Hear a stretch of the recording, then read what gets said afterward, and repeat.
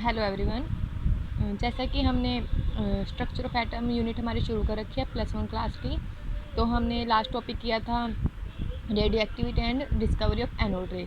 तो हमारा next topic है थॉमसन मॉडल ऑफ एटम। इसके बारे में आज हम डिस्कस करेंगे और सेकंड टॉपिक हम करेंगे रदरफोर्ड मॉडल ऑफ एटम। ठीक है, तो थॉमसन मॉडल ऑफ एटम में पढ़ते हैं हम कि ये क्या था, किसने दिया था और इसमें क्या बताया गया है। Thompson model of atom: After the discovery of proton and electron, there was a problem created about their position. तो हम जानते हैं कि उन्होंने प्रोटॉन की भी डिस्कवरी हो गई थी, इलेक्ट्रॉन की भी डिस्कवरी हो गई थी और एटम के बारे में पता था, लेकिन किसी को भी ये नहीं पता है कि ये एटम में कैसे इनकी पोजीशन क्या होती है या फिर इनकी न्यूट्रलिटी या फिर जो भी है, अभी कितने एटम्स होते हैं, कितने प्रोटॉन्स होते हैं, कितने इलेक्ट्रॉन्स होते हैं, इन सब के बारे में कुछ नहीं बताया। तो इसके बाद जे थॉमसन आए, इन्होंने क्या किया, एक मॉडल दिया 1898 में। In which the atom is sphere. उन्होंने कहा कि एटम क्या होता है, स्फीयर इन नेचर होता है और जिसकी रेडियस अप्रोक्सीमेटली कितनी होती है, 10⁻⁸ देन नैनोमीटर आएगा इसमें। उसके बाद क्या है, the sphere is carrying the positive charge and negative charge embedded और स्टडीड। मिनटू से उन्होंने बोला है कि जो एटम है वो हमारा स्फीयर होता है और जो स्फीयर में हर जगह पॉजिटिव चार्ज है और जो नेगेटिव चार्ज है जिसको हम इलेक्ट्रॉन्स बोलते हैं वो क्या होता है, हमारे एम्बेडेड होता है। मतलब कि जैसे हम बोल देते हैं ना, धंसा हुआ होता है, जैसे वाटर लेमन ही लगा लो आप। वाटर लेमन में जब हम उसको काट के देखते हैं तो क्या होता है, जो रेड पोर्शन होता है वो सारा इन्होंने पॉजिटिव पार्ट माना और जो उसके सीड्स होते हैं तो उन्होंने इसको इलेक्ट्रॉन माना। इसको हम वाटरमेलन से भी कंपैरिजन कर सकते हैं। तो उन्होंने बोला जो नेगेटिव पार्ट है वो क्या है, एम्बेडेड है। So it just like a plum pudding. Plum pudding किसे भी हम इसको कंपेयर कर सकते हैं। तो इसका नाम इस करके उन्होंने क्या बोला, थॉमसन प्लम पुडिंग मॉडल, जो कि ऐसा दिखता था। ठीक है जी, स्फीयर है और इलेक्ट्रॉन चार्ज क्या है, एम्बेडेड है। लेकिन ये इसको ना मतलब सही नहीं माना गया। तो इसके कुछ ड्रॉबैक्स दिए कि उन्होंने ये बताया। ड्रॉबैक्स क्या था, it could not explain the overall neutrality of the atoms. इन्होंने क्या कहा, मतलब कि जो न्यूट्रलिटी होती है वो उसके बारे में कुछ नहीं बताया। ठीक है, तो इसके बाद आए रदरफोर्ड मॉडल ऑफ। रदरफोर्ड अपना मॉडल लेके आए या फिर उन्होंने एक्सपेरिमेंट करके पता लगाया कि इसकी स्ट्रक्चर कैसे होती है। रदरफोर्ड स्कैटरिंग एक्सपेरिमेंट बोलते हैं। In 1911, Rutherford performed an experiment about the position of the electrons and protons in the atom. क्या किया, 1911 में क्या किया, रदरफोर्ड ने एक्सपेरिमेंट परफॉर्म किया about position of the electrons and proton in the atom. तो सबसे पहले कंस्ट्रक्शन करते हैं। कंस्ट्रक्शन में हम देखते हैं कि उन्होंने क्या क्या लिया है और कैसे उसको सेटअप किया। तो हम देखते हैं कंस्ट्रक्शन में क्या है।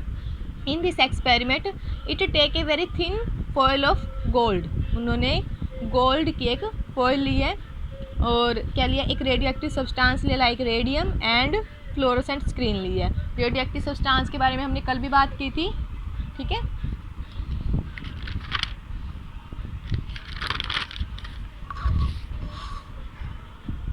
देखिए, इन this experiment alpha particle from the radio active element अनक्लोज्ड in a box and alpha rays then passing through a thin slit and strike on the gold foil.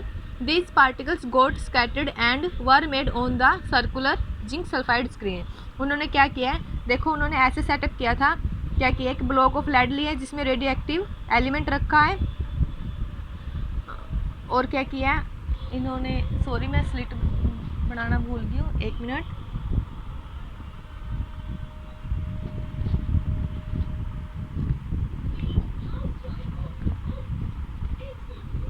देखिए यहाँ पे क्या आएगी, एक स्लिट आएगी, सामने एक स्लिट रखी है। उसके बाद उन्होंने क्या रखा है, एक गोल्ड फॉयल रखी है और उसके साथ ही क्या रखा है, जिंक सल्फाइड की स्क्रीन रखी गया है। तो क्या आएगा, जो रेडियो एक्टिव एलिमेंट उसमें से रेडिएशन निकलेगी और जो रेडिएशन निकलेगी वो कहाँ से, स्लिट में से पास होकर किस पे स्ट्राइक करेगी, गोल्ड फॉयल पे। और गोल्ड फॉयल में स्ट्राइक होने के बाद वो कहाँ पे फ्लोरोसेंट रिप्रेजेंट करेगी, जिंक सल्फाइड स्क्रीन पे। ठीक है, उसके बाद उन्होंने सेटअप करने के बाद ऑब्जर्वेशन देखी। ऑब्जर्वेशन में क्या देखा है, most of the alpha particles approximately 99% pass through the it and without any deviation और डिफ्लेक्शन। उन्होंने देखा कि बहुत सारे अल्फा पार्टिकल्स थे, मैक्सिमम जितने भी हो सकते हैं, कोई भी डेविएशन या डिफ्लेक्शन शो नहीं करते। देन क्या देखा उन्होंने, some of the alpha particles were deflected through some angles, लेकिन कुछ अल्फा पार्टिकल्स उन्होंने देखे कि डिफ्लेक्ट हो रहे हैं हल्के से एंगल पे। And then very few alpha particles were deflected by large angles, और क्या बोल सकते हैं हम, डिफ्लेक्टेड कुछ इतने थे कि इतने ज़ोर से टकराए सीधा उसी डायरेक्शन में वापस आ गए। हम बोल सकते हैं कि 180 एंगल पे वो सेम डायरेक्शन में वापस आए हैं। ठीक है, डिफ्लेक्टेड किससे है, 180 एंगल से। उन्होंने इस टाइप का कुछ बताया है, जैसे कि एटम क्या है, स्फीयर है, और alpha beam of alpha particles करें हैं। तो देखो कुछ लाइन तो इसमें सीधी दिखा रखी है, अनडिफ्लेक्टेड बोल सकते हैं जिसको हम, लेकिन कुछ सम स्मॉल डिफ्लेक्शन से क्या हो रही है, जैसे ये देखो एरो दिखा रखे हैं, तो स्मॉल ऑल डिफ्लेक्शन अन लार्ज क्या है, वापस अपने ही उसमें आ रहे थे। ठीक है, देन कंक्लूजन निकाला उन्होंने। कंक्लूजन में हम क्या देखते हैं, an atom must be extremely hollow and must constitute mostly empty space because most of the particles pass through it without any deflection. उन्होंने क्या सोचा कि देखा कि बहुत सारे जो हैं अनडिफ्लेक्टेड हो रही हैं, तो उन्होंने सोचा कि एटम में कुछ ना कुछ खाली होएगा, कुछ ना कुछ स्पेस है जिससे कि क्या कर रहे हैं, विदाउट एनी डिफ्लेक्शन सारे के सारे अल्फा रेज पास हो रही है। ठीक है, जैसे कि ये। उसके बाद क्या है, सेकंड कंक्लूजन क्या निकाला उन्होंने, very few particles were deflected to a large extent, this indicates that, ये इन्होंने बोला कि कुछ एक जो अल्फा पार्टिकल्स थे वो डिफ्लेक्ट हो रहे थे। ठीक है, कुछ तो बहुत ज़्यादा लार्ज स्केल पे हो रहे थे, लार्ज एक्सटेंट पर, कुछ स्मॉल पे हो रहे थे। तो उन्होंने कंक्लूजन निकाला इसमें भी, क्या करा, electrons because of negative charge and very low mass can not reflect and positively charge alpha particles. Mintu से कह रहे हैं जो इलेक्ट्रॉन्स पे नेगेटिव चार्ज होता है और उसका जो मास होता है वो नेग्लिजिबल जैसा ही होता है, तो अनडिफ्लेक्ट होएगा। ठीक है, किससे, पॉजिटिव, जो पॉजिटिव चार्ज है अल्फा पार्टिकल्स का। Then there must be a very heavy and positively charged body in the atom. मिंटू से उन्होंने देखा जिस चीज़ से टकरा के वापस जा रहे हैं 180 एंगल पे, तो उन्होंने सोचा कुछ ना कुछ हैवी होएगा इसके अंदर, जिसका क्या होएगा, पॉजिटिव चार्ज होएगा। ठीक है, उसके बाद because of number of alpha particles which undergo deflection of 180 is very small, therefore the volume of positively charge भी, मतलब कि जो चार्ज बॉडी है must be extremely small fraction but extremely small total volume of the atom. वो ये कह रहे हैं कि जो 180 एंगल पे डिफ्लेक्शन शो करते हैं ना, वो बहुत ही कम है, तो हम मान सकते हैं कि जो उसका जो जिससे वो टकराए उसका जो वॉल्यूम है वो बहुत स्मॉल होएगी, जितना हम एटम का मानते हैं उससे बहुत एक्सट्रीमली स्मॉल होएगी। क्लियर है।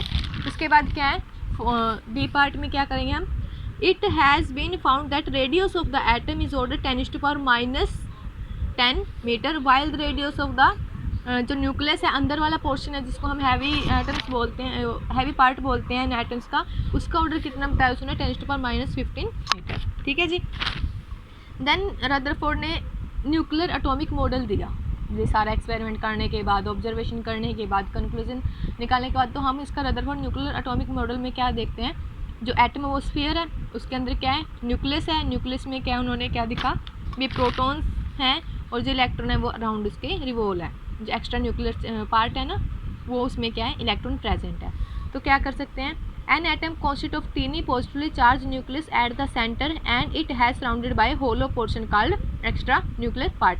मिंटू सिन्हा ने बोला जो एटम है उसके 2 पार्ट्स होते हैं, 2 पार्ट्स, एक तो क्या होगा जो न्यूक्लियस है और दूसरा क्या होगा जो एक्स्ट्रा न्यूक्लियर पोर्शन है।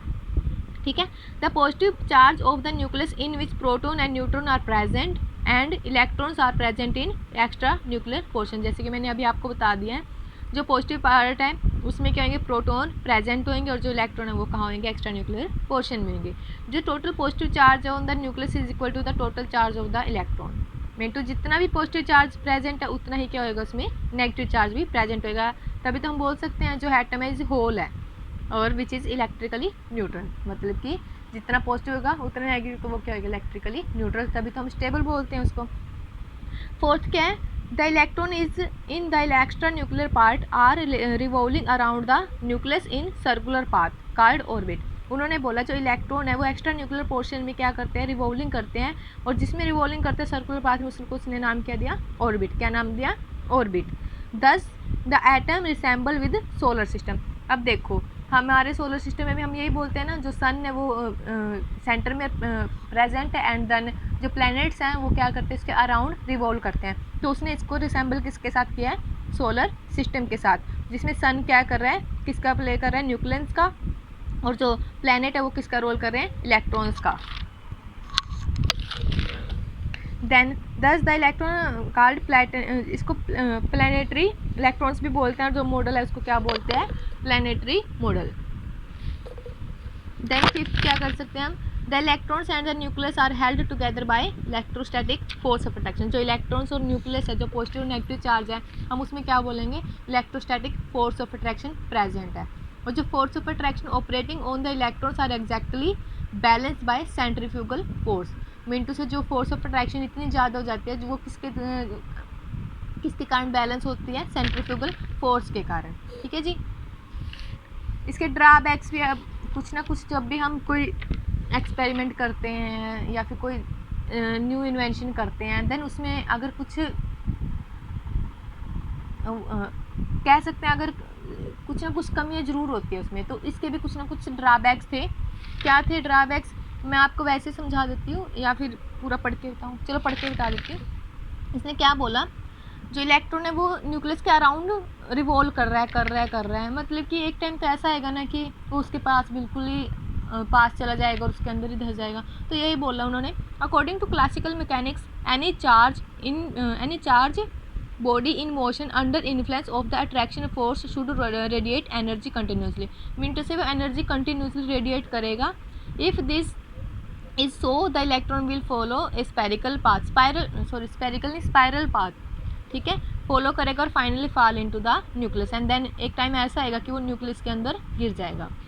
ठीक है, and the structure would collapse, और जो क्या है, स्ट्रक्चर कोलैप्स होएगी। लेकिन हमें पता है जो एटम है वो क्वाइट स्टेबल, हम इसको स्टेबली मानते हैं, इलेक्ट्रिकली न्यूट्रल मानते हैं कि ये इसका नेचर स्टेबल है, और जितना पॉजिटिव होगा उतना ही नेगेटिव चार्ज होगा। तो अगर इलेक्ट्रॉन इसके अंदर धस गया तो वो क्या करेंगे, पॉजिटिव, जब जो पॉजिटिव चार्ज के अंदर नेगेटिव चार्ज एकदम हो जाएगा तो वो क्या करेंगे, कोलैप्स हो जाएंगे।